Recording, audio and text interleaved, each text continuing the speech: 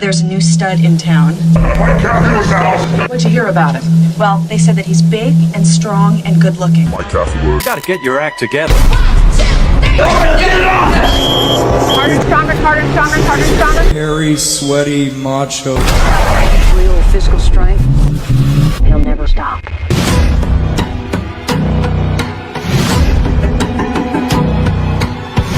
I did a Q&A. But one of the questions was so powerful that I ended up spending most of the episode talking about this one question. So I wanted to get to the other questions to give listeners their fair shake.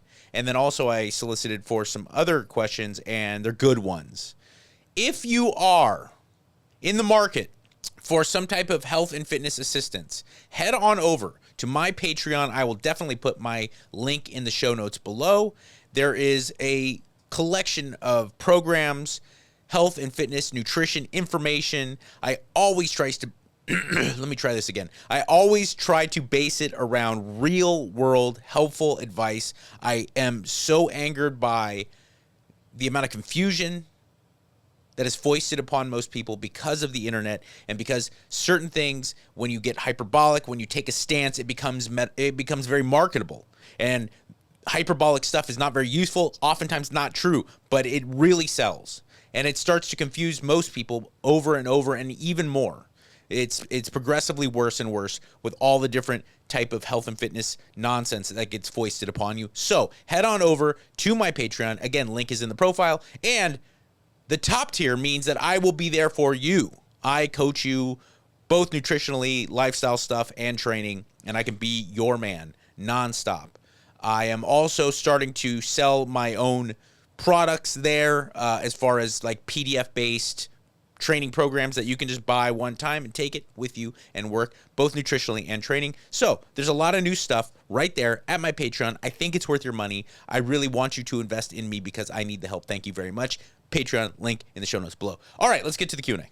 Psycho Mike, this is from Kona Tom. Psycho Mike, this is from Kona Town. Kona Town. I want to go to Kona Town. Psycho Mike, what are your opinions on peptides, specifically BPC 157? Do you trust peptides or are you skeptical about them? Very good question. BPC 157, out of all the peptides, is probably the most popular. It's reached a pretty impressive level of popularity for something that I'm not quite sure is legal or not. But peptides, let me start by answering your question by doing the audience a favor, because I think even people who are familiar with or might even be taking certain peptides don't really know what peptides are. That's one of the other things, besides a lot of nonsense getting pushed on you by the internet. Another thing that greatly annoys me about modern health and fitness is that so many things that are cutting edge, be it medically, pharmaceutically, surgery wise, people just start exploring them without even having any fucking idea what they are. They don't even know. It's like basic background understanding of what this is. They're just like, I don't know. I heard Joe and Schmo talk about it on their podcast. I'm going to put it in my body. But here's what peptides are. Proteins are different collections of amino acids. All proteins are broken down into these blocks called amino acids. Different collections of different levels of amino acids create different proteins. A chicken breast is one collection of proteins, one lineup of amino acids. Whey protein is a different one, and collagen protein is a different one. Peptides are short chain bonds of amino acids. So they're not complete proteins. They are these short little chains of amino acids. That's what peptides are. They're like little mini chunks of proteins. Hormones and peptides often get greatly confused, but they are slightly different things. Hormones, things like testosterone, things like estrogen, they come from cholesterol. That's where they are developed from, okay? Peptides are largely developed synthetically by things that are already internally inside the human body, okay? Peptides and hormones, again, oftentimes get thrown into the same category, and there is oftentimes a lot of confusion. Hormones are what makes certain chemical activity or certain processes in the body happen. Okay? Peptides are things that signal certain processes in the body to happen.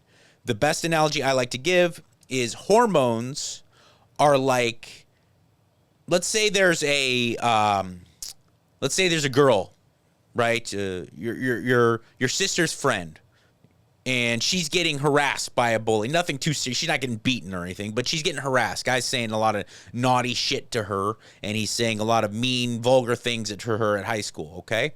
A hormone is your dad or that girl's dad going down to high school and beating the fuck out of that kid, forcing him to shut his mouth. Testosterone, estrogen, progesterone, these are hormones, okay? They are the chemical they are forcing chemical activity and certain processes in the body to happen. Okay? A peptide is like that girl going, "Hey, I really don't like it when you say that, and I wish you would stop that behavior." Okay? They're called signaling, or they're messenger type behavior. You put certain peptides in your body, and it can encourage an increase in growth hormone. It can encourage an increase in certain different activity inside the body. Hormones actually make that process happen. Okay, so they're similar, but that is the one major difference between hormones and peptides. The most famous and the most common peptide, the one that has the most research, the one that has the most availability probably, and the one that is most common for people even outside of the health and fitness world to understand and to recognize is insulin. Insulin is an amazing peptide that takes care of clearing glucose and sugars outside of your blood, right? Those that are insulin resistant, they have a problem because regardless of how much insulin, or not regardless, but even large amounts of insulin can be secreted, and then they're still continuing to have a lot of sugars circulating through their blood. Those who are very insulin sensitive, they get that glucose pulled out of their blood very easily with even a marginal amount of insulin. Insulin is a peptide. It is a collection of the short amino acids, short chain proteins that serve these processes throughout the body. Okay? So there's been a lot of research, a lot of science recently about these peptides, and almost all peptides and hormones, by the way, come from the medical world. They are designed, they are procured, and they are being administered to people for the sake of something else in the medical world. A lot of cancer research, a lot of tumor or growth research to either help treat people with certain conditions, or to help mitigate the growth of certain other things inside the body. Almost all of even things that a lot of bodybuilders or athletes have been taking for years, they got adopted from the use in the medical world for something else. And peptides are the same way. So the most common right now are tesamorelin, which is an analog or a messenger, as I was talking about in the analogy with the girl who's like, "Hey, I really wish you would stop doing that." Okay, not like a hormone, which is the dad going down and beating the fuck out of the bully. The girl going, "I really wish you would stop talking to me like that, and I hope that could happen." And then in a perfect world, that does happen. There is tesamorelin, which is a very, very good peptide for increasing growth hormone inside the body, IGF-1, insulin-like growth factor, and making growth hormone even more effective and potent inside the body. So instead of taking growth hormone, you take this tesamorelin, this messenger. It's like, hey, kick out the jams with that growth hormone, and then you start to see some of the benefits as far as muscle mass, as far as bone and tendon structure, structural integrity, and a lot of like the anti-aging benefits, moisture in the skin, and things like that. Okay. Another one that is super, super, super popular recently is BPC 157, which is what this person has asked about. BPC 157, also known as body protective compound 157, is very interesting. a lot of people who really know what the heck they're talking about, who have a lot of experience and a lot of knowledge in the world of sports performance and health and fitness, swear by BPC 157 being very useful for tissue repair, for keeping you feeling good even if you were to get injured or as you age and everything starts to get a little bit more sore, a little bit more rickety. BPC 157 seems to be very effective at taking care of those things. Injury recovery, tissue repair, things of that nature, and just overall systemic recovery. Here is the problem, and here is where I always like to lead people with a safe level of advice regarding certain things. There is not a lot of, there is zero conclusive human-based research showing that it is effective or that there is a lack of any meaningful side effects. There's zero. I've come across one study that used 16 patients. Okay, and they didn't even have a really solid control group of people who weren't. It was a very sketchy one. But most of it is in animal research. I'm not saying that's not useful, but there is no real kind of meaningful, significant human research on BPC 157. Now, that being said, everyone from top tier championship level athletes down to bros like me, and I've heard Joe Rogan and like Huberman talk about, like really healthy, kind of jacked middle-aged men who are just interested and very committed to health and fitness, have uniformly talked about how useful BPC 157 is, and there has, in the last decade where people have started to mess around and play with this, there's been no noticeable downside. So those are my thoughts on BPC 157 and also my breakdown of what exactly peptides are, because peptides are a big deal right now. It's a big deal. Everyone seems to be at least brushing up against them in their everyday life if they're at all reasonably interested in health and fitness. And I will just reiterate this because I think it's meaningful to tell people. Hormones are derived from cholesterol, and they are the direct kind of pathway to making certain processes happen in the body. The most notable, certainly in health and fitness and strength sports, testosterone is a hormone. And a hormone is like the dad of a girl who's being bullied going down to the high school and beating the shit out of the kid and saying, don't ever talk to my daughter that way again, making sure that a process happens. They are the process themselves, essentially, in the body. Testosterone, estrogen, things of that nature. And peptides are short connections of amino acids. They're small blocks of amino acids. Full blocks of amino acids or full chains create proteins. Smaller ones, small chains, create peptides. And they can be messengers, or they can encourage certain processes to happen in the body, but they don't do them directly. They are like the girl who is being bullied saying to the bully, it really makes me feel awful when you do that, and I really wish you would stop doing that. And, under most circumstances, that does work, but it's not the same as directly making the process happen. So that's the kind of the layman's way of looking at the difference between a hormone and a peptide. And also, people are far more apt to take peptides recreationally because there isn't as much research and talk of them. People have a negative connotation around things like testosterone, around the androgens, and that blows my fucking mind. Am I saying go out and do steroids?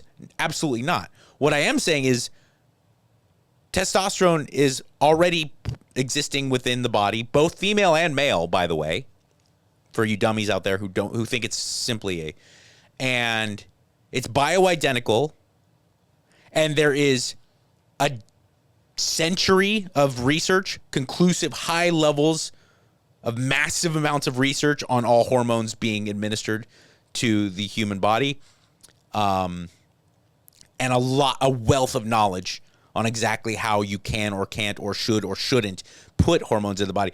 But there's very little. There's not a lot of real big concerning issues with peptides, but there's no real meaningful research.